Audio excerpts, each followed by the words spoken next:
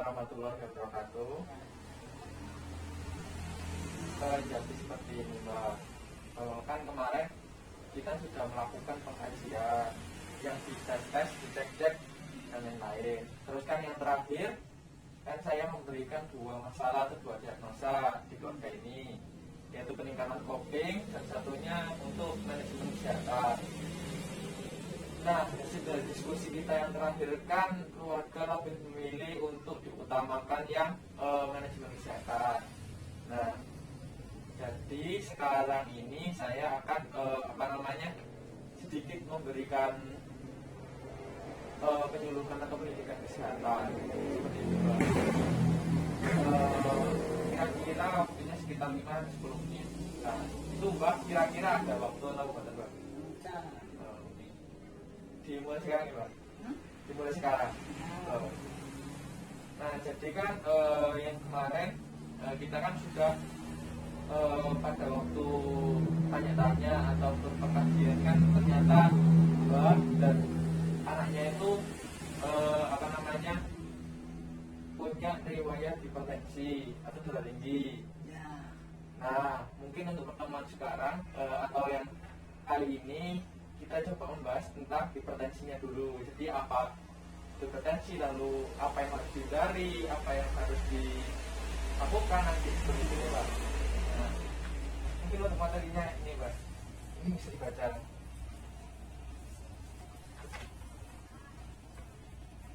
Nah, untuk hipertensi sendiri itu tekanan darah tinggi Mbak. Nah, itu Mbak disitu kan ada tulisannya kalau misalkan lebih dari 140 itu tinggi. Yang tinggi 140 itu inti yang utama atau sistolnya, dan diastolnya itu lebih dari 90. Nah, jadi kalau misalkan pernya itu lebih dari 90 itu namanya darah tinggi. Nah, hipertensi sendiri ini Mbak ternyata kalau misalkan di Indonesia atau di dunia sendiri itu sering menyebabkan kematian. Jadi seperti itu Mbak. Jadi harus hati-hati dengan hipertensi. Kalau misalkan ada dari hipertensi bisa dikerjakan ataupun diobati seperti itu nih Mbak. Nah, itu yang kedua untuk pencegahan hipertensi. Nah, ini ada yaitu dari Kemenkes sendiri untuk pencegahan hipertensinya itu ini Mbak, singkatnya CERDIK. Ya, yang ini yang CERDIK mungkin banyak mungkin banyak tidak terlalu terlihat ya, saya bacakan dulu. Nah, untuk CERDIK sendiri itu yang pertama itu cek kesehatan secara rutin. Jadi kita harus rutin mengecek kesehatan. Cek kesehatan ini bisa di puskesmas, bisa kalau misalkan ada saudaranya yang bisa menensi ataupun itu bisa minta tolong. Nah, lalu E-nya itu ingatkan merokok. Jadi tidak merokok gitu. Mbah dan anaknya kan yang nggak merokok. Jadi untuk ini sudah hindari. Nah, lalu rajin aktivitas fisik. Dari yang kemarin kan Mbak sama ibunya kan sudah sering melakukan olahraga nih Mbak. Nah, jadi itu nanti bisa dilanjutkan, bisa ditambahi juga seperti itu. Jadi jangan malas bergerak. Kan kalau untuk yang rutinitasnya Mbak kan setiap jam 5 pagi Mbak lakukan olahraga ringan, jalan-jalan. Lalu Mbak sendiri kalau misalkan agak siangan kan biasanya berjemur sambil pegangan gitu. Nah, lalu diet seimbang. Diet seimbang ini bukan kan kalau misalkan orang biasanya kan bilang diet itu pasti tidak makan. Nah, itu salah Mbak. Diet seimbang itu mengatur pola makan. Jadi makannya itu diatur, tidak berlebihan, dan untuk porsi-porsinya itu antara lauk, nasi, dan sayur-sayuran itu seimbang seperti itu.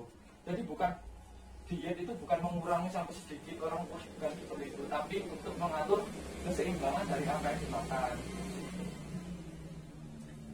Lalu istirahat cukup, jadi istirahatnya cukup. Mbak sendiri untuk istirahatnya biasanya berapa jam Mbak sehari?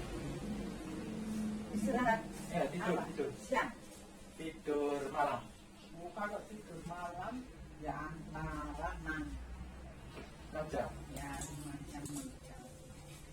Oh, itu biasanya Mbak bangunnya seger atau capek? Oh, berarti insya Allah istirahatnya sudah cukup. Mungkin kalau misalkan ada gangguan bisa di tapi sekarang insya Allah nggak ada ya, Pak? Ya.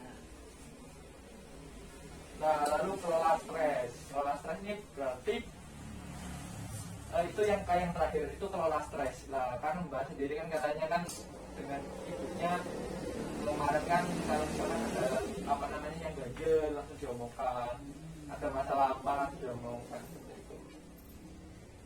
Nah, itu untuk mencegah hipertensi, Mbak. Jadi untuk hal-hal yang tadi cek kesehatan, apa namanya tidak merokok, rajin olahraga, diet seimbang, istirahat cukup dan kelola stres itu yang dilakukan untuk mencegah hipertensi.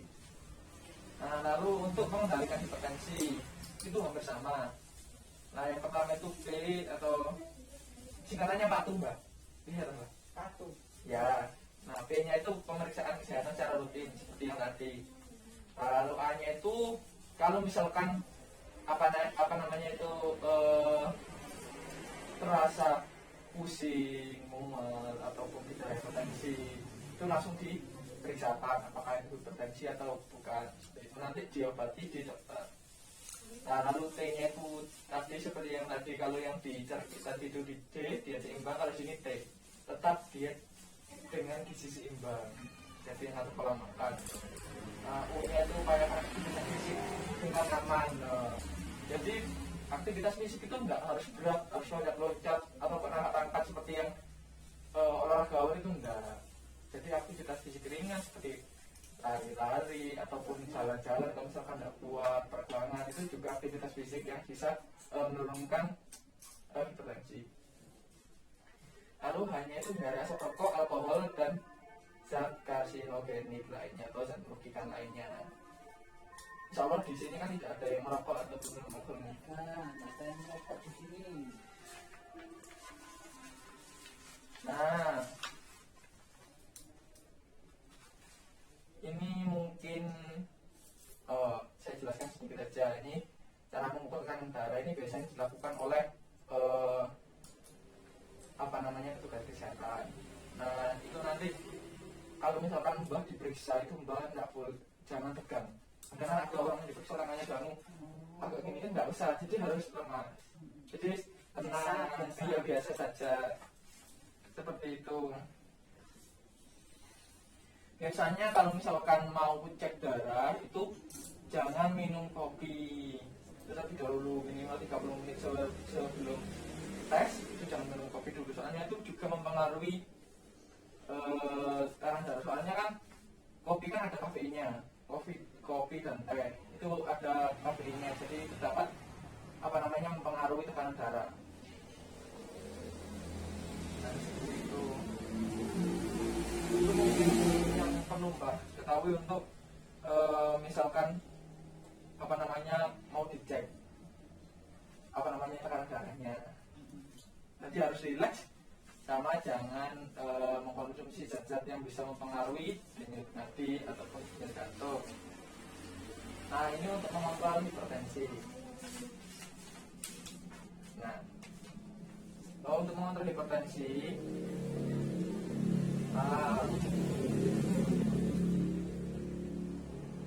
apa namanya Mbak harus menyediakan apa namanya itu paling tidak kalau misalnya tidak ada apa-apa, tapi paling tidak harus ada obat yang kalau misalkan sering kambuh-kambuhan, nah itu paling tidak harus menyediakan obat yang biasanya dikonsumsi keluarga kalau misalkan hipertensi.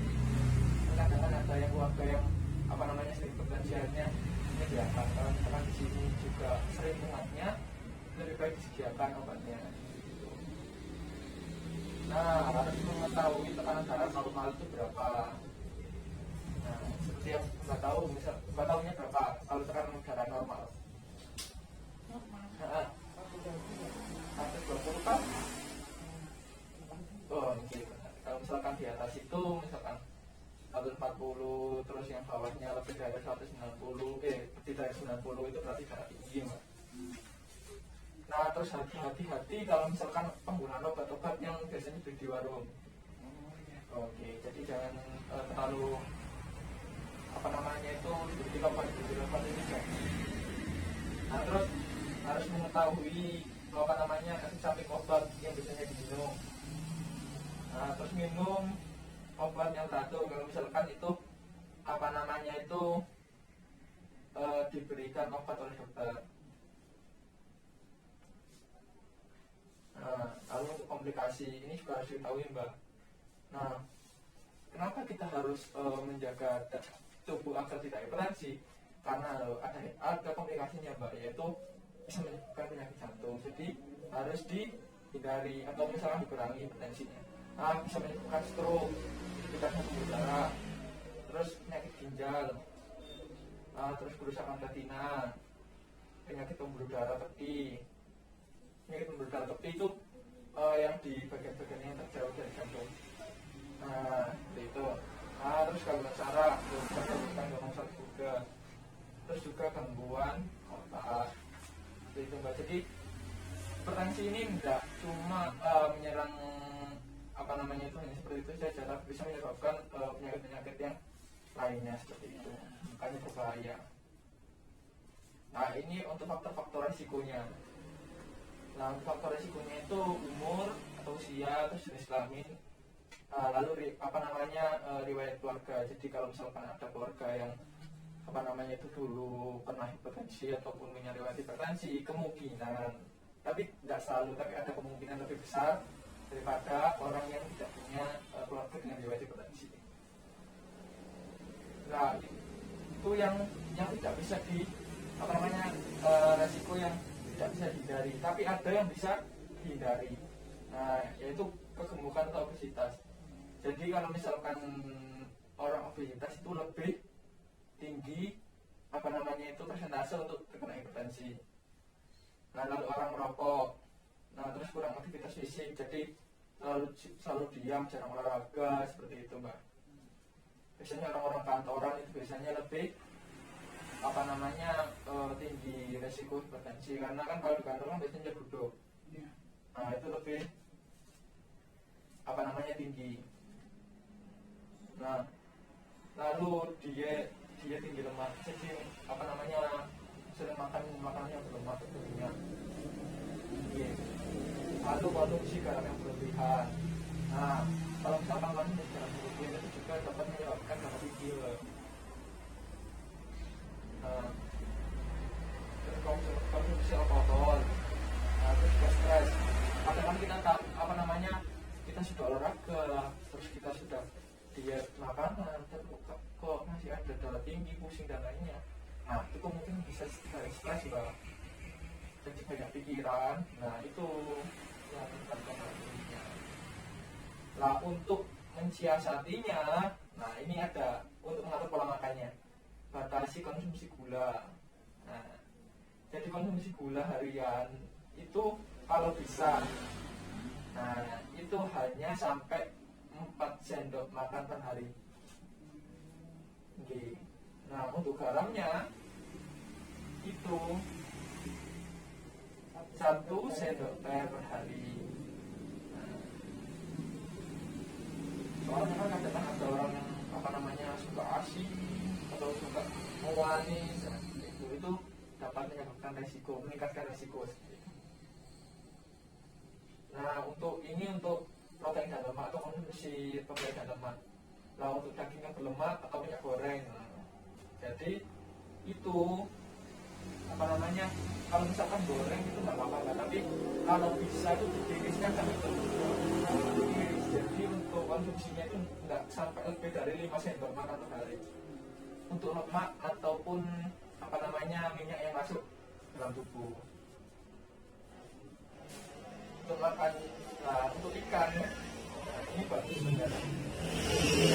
Ikan setidaknya 3 kali kalau bisa. Nah, lalu mengonsumsi buah-buahan dan sayur-sayuran.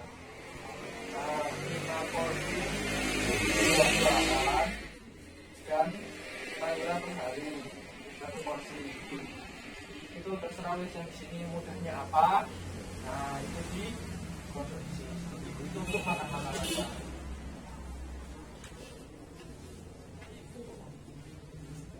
Mungkin itu saja dari saya Pak. Mungkin kalau misalkan ada yang ditanyakan monggo.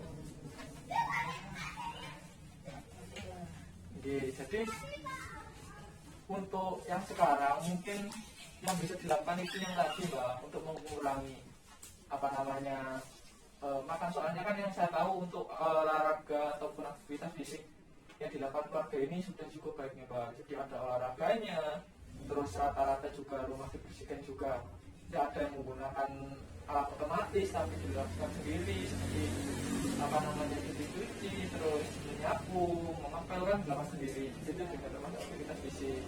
Itu pun sudah bagus. Jadi nanti tinggal meningkatkan apa namanya, nanti mungkin kita akan lebih jadwalkan lagi aktivitas apa saja sih yang bisa ditambahkan kepada aktivitas keluarga ini.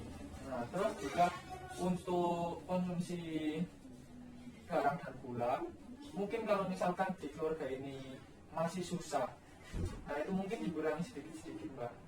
Soalnya saya tahu masak, garamnya sedikit. Iya Mbak, soalnya kan saya juga sudah pernah itu melakukan juga. Memang untuk kalau misalkan dikurangi sampai langsung banyak itu nggak bisa Mbak. Tapi memang pelan-pelan, soalnya juga kan kita kan juga nggak bisa memaksakan diri juga.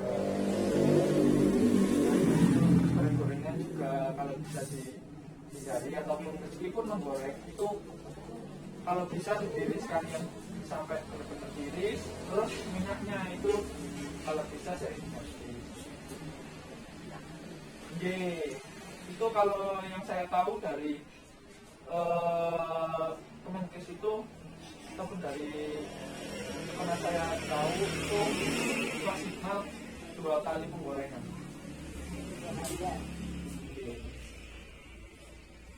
Ada yang tanyakan atau dianukan dulu Pak? Mungkin untuk pertemuan selanjutnya kita jadwalkan untuk aktivitas fisik, maksudnya itu olahraga apa yang bisa dilakukan seperti itu Mbak. Terus kegiatan apa yang bisa dilakukan untuk mengurangi resiko hipertensi dan untuk lebih meningkatkan kesehatan dari keluarga. Terus nanti kalau misalkan ada ibunya yang kemarin atau anaknya Mbak, itu mungkin bisa disampaikan untuk apa saja yang sudah saya sampaikan tadi. Oke Mbak. Mungkin kalau misalkan Mbak tidak ada pertanyaan lagi, mungkin itu saja dari saya. Terima kasih atas waktunya Mbak. Ya, sama-sama. Terima kasih. Assalamualaikum warahmatullahi wabarakatuh.